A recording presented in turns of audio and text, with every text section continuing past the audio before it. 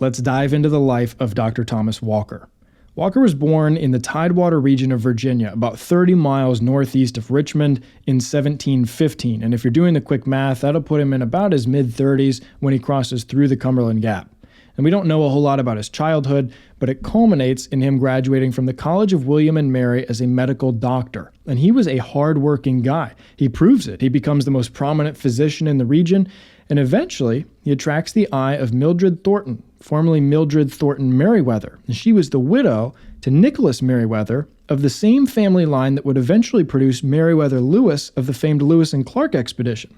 But Walker would have an even bigger brush with mainstream history when he was appointed guardian of a then-child president of the United States. See, he married Mildred and so acquired her late husband's 15,000-acre estate called Castle Hill. Maybe it was the sudden responsibility of having all that land, or maybe he had already taken an interest in it, but it's not long after that Walker starts surveying, and he gets good at it.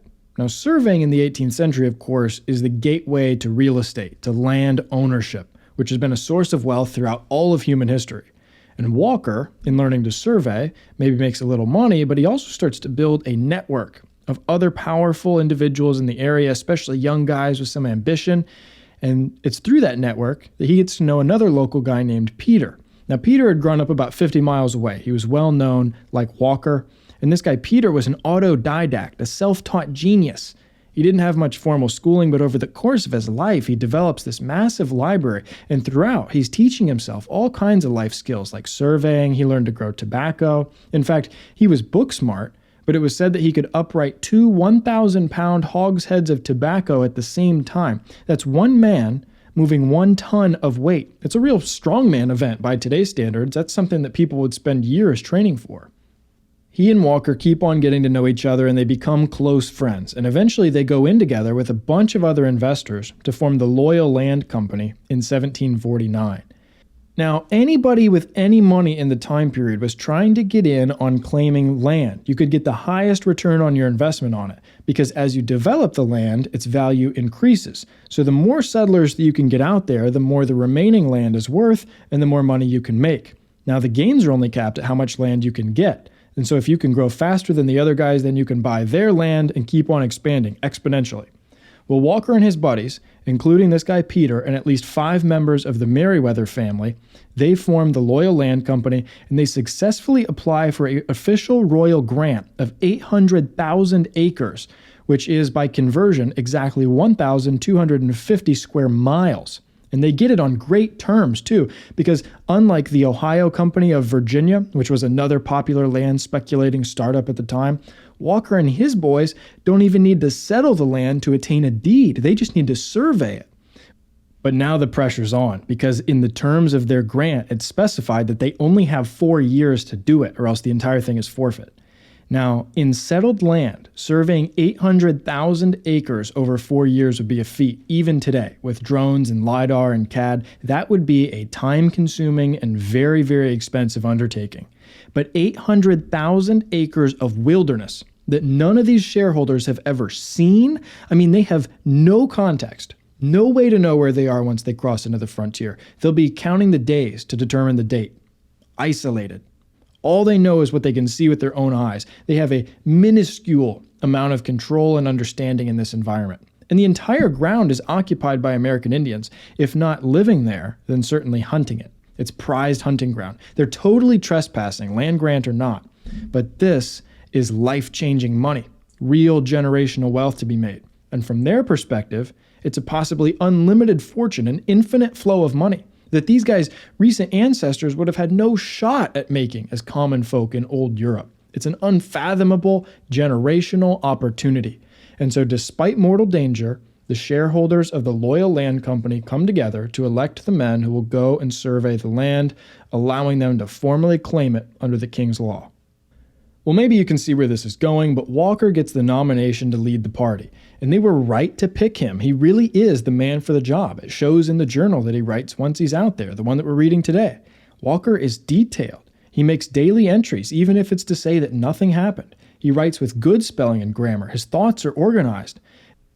And because of this once-in-a-family line opportunity that's at stake, he is furiously recording every directional aspect of where he is as he goes about this exploration, to the point that today, we can easily track his path on a map more than 250 years later, despite him wandering without context. This is a rare instance in which the college-educated Virginia aristocrat becomes the frontiersman, likely because he and his shareholders didn't trust anybody else to do it. Once they get back after 4 or 5 months, and he does survive the trip, Walker will join the colonial legislature, the Virginia House of Burgesses. Except only 1 year into his first term, he starts trying to work out plans to go explore the Missouri River to try and find the Pacific Ocean in 1753. And if that's not foreshadowing for all those loyal land company stakeholders from the Meriwether family, then I don't know what is. Because just about 50 years later, Meriwether Lewis will be out there cruising around on the Missouri River with his good friend William Clark. Now, Walker won't end up executing on this plan in the 50s because the French and Indian War breaks out in the spring of 54, and he and any of his crew would most certainly have been killed on contact with the various American Indian tribes that occupied the land throughout Appalachia. It would have been suicide to try and cross through that region as the war was breaking out, and they know it. In any case, once he's back from the trip, Walker's mind is on the frontier, sure. I mean, he has dreams of going back out and exploring more. But he's enjoying his time in civilization. He's serving in the House of Burgesses. His good friend Peter is a legislator right alongside him. They're young, but they're well-established gentlemen. They're leaders. But like I said, it's not long until the French and Indian War breaks out.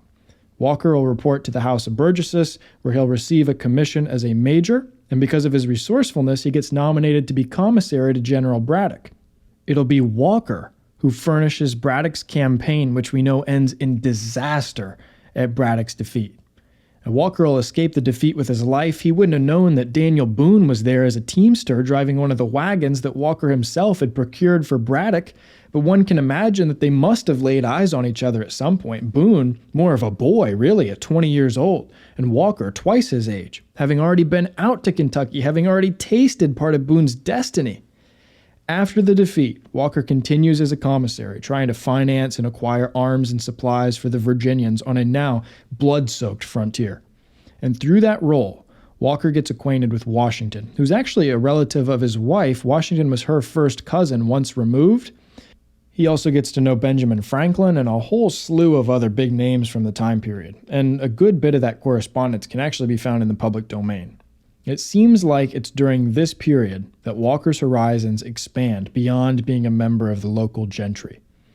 All the while, Walker is tracking how shifts in the war could impact the loyal land company's grant. He stays connected to the frontier. Sometimes he's out there on the frontier.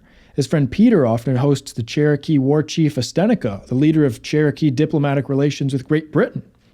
But Walker is going to take 2 massive blows during the war. The Loyal Land Company's 4-year period to survey had been extended by another 4 years on account of the fighting, but it'll expire again in 1757. And 57 will be a hard year for Walker, and a formative one, because in 1757, as a far more personal loss, Walker's good friend Peter falls ill, really ill, and he passes away. Peter had been pretty young for mortal illness, but by his death, this guy Peter was a wealthy, land-owning aristocrat, self-made for the most part. And he leaves this remarkable story and a fantastic legacy to pass on. And in his will, he splits his land and possessions between his 2 boys. His son Thomas got half, except Thomas is 14. So before he died, Peter had appointed Walker to be the guardian of his son. He knew Walker like a brother. He knew that he was principled because they had served together in the legislature. He knew that Walker could handle an estate because Walker had inherited one at Castle Hill when he married his wife. And so his good friend Peter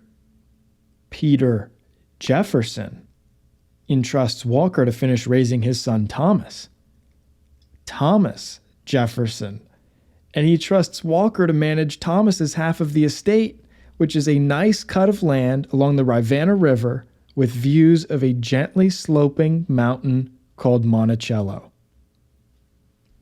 As for the Loyal Land Company, you'd think they had it made. Britain wins the French and Indian War. Walker's appointed true leader of the company after another guy steps down. He labels his role as the company's leader as agent, as in land agent. And now Walker, as agent of the Loyal Land Company, is armed with these fantastic relationships with other men of power and influence. He's successfully used the war to pivot from medicine into politics.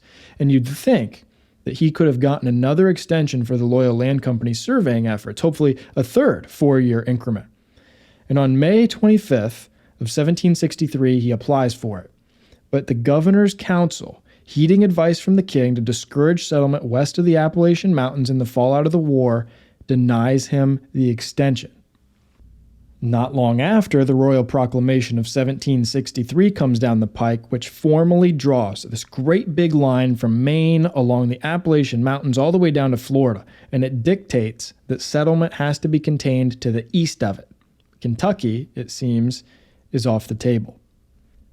In Virginia, it can be said that it wasn't the taxation without representation that really spurred the revolution. It was that proclamation. The Proclamation of 1763 plants the first seeds of doubt about whether the government really has the people's best interests at heart. Virginians didn't fight and die for nothing. They wouldn't be remembered that way. The way they saw it, they were entitled to land that they had just bled for. And that revolutionary spirit starts to take hold. It takes hold in Walker, who just served Great Britain. He leads the Loyal Land Company forward. They keep selling. The Virginia government doesn't try and stop him. They get it. They couldn't formally greenlight it, but higher leadership was of the same opinion. They declined to prosecute. At this point, Walker's friends, Washington and Franklin and all the other thought leaders of the time period, they're starting to get pretty hot about British policies. And we all know how the Revolutionary War breaks out, and so as we move into those years, Walker remains close to the legislative action. He'll continue to cement his political career, and he's unloading Loyal Land Company acreage to settlers all the while. He'll represent Virginia in the Treaty of Fort Stanwix and the Treaty of Lochaber. I mean, we're talking about drawing up state lines here. He was the real deal. He dealt with the peace negotiations after the Battle of Point Pleasant. He served as a Virginia commissioner in negotiations with the Iroquois in Pittsburgh when the colonies tried to court them as allies against the British. Walker successfully played a political role that only he could. A Virginia aristocrat who also knew the frontier and its native people, perhaps better than any other white man of his generation. The caveat to this rosy picture of land negotiation and treaties and peace is that throughout that whole time period, there's other parties doing some pretty malicious stuff. Supposedly, they kept Walker at an arm's length throughout. Since he was a government representative, it would always be said that Walker dealt with the tribes fairly and that he retained their friendship. And by the time of the Revolution, some of his 12 children are old enough to serve too. His son John was aide-de-camp to General Washington in 1777 and rose to the rank of colonel. But once the Revolution was won, the King's Law was no more. The Loyal Land Company grant was thrown into uncertainty. Congress moved to nullify it. Walker petitioned. Unfortunately, he was well on the in crowd, and some of his political acquaintances can kind of go to bat for him. The Congress ultimately recognizes the royal grant that the Loyal Land Company had received, but they refused the company's right to do any more surveying, basically killing the enterprise. It makes them developers now, not speculators. Walker continues to serve in the Virginia legislature. He rounds out a long career there. And remember that Walker's also helped bring Thomas Jefferson into adulthood. In the early 70s, he'd mentored Jefferson right into the legislature alongside him. And Jefferson's spotlight, of course, over time will outshine Walker's. I imagine Walker must have been very proud of him. Walker ends up holding a formal advisory role to Jefferson for 3 years while he helped him write the book Notes on the State of Virginia, which Jefferson published in 1785. And as a sidebar, I'll throw in, that's a really interesting read. I highly recommend it. And Walker passed away peacefully in his home at Castle Hill in 1794. He had relinquished many of his titles by that time, but he was still proudly agent of the Loyal Land Company. He was a remarkable man, no doubt, the earliest expert on the American West, when the West was still, by today's standards, far in the East. And if you start poking around in his kids' lives, you'll see that they really carried the torch. But we're only a few minutes into his story. Remember, he kept an active daily journal of his first journey into Kentucky as the first white man to cross the Cumberland Gap, and we know how impactful that trip would be for him. And just a reminder that if you stick around until the end, I'll be adding my own commentary about the journal itself and throwing in my perspective as a living historian. I'll be pointing out things that we can take away and practice as we try to honor America's frontier past in the present. And I'd also like to share that during my research, I found an interactive map of Walker's journey if you'd like to follow along. That's linked in the video description. It could be a helpful tool if you want to further contextualize this trip. So now you know Dr. Thomas Walker, you know what brought him up to the exploration in 1750, and you know how that exploration would fuel his life afterward. So let's dive into the exploration itself.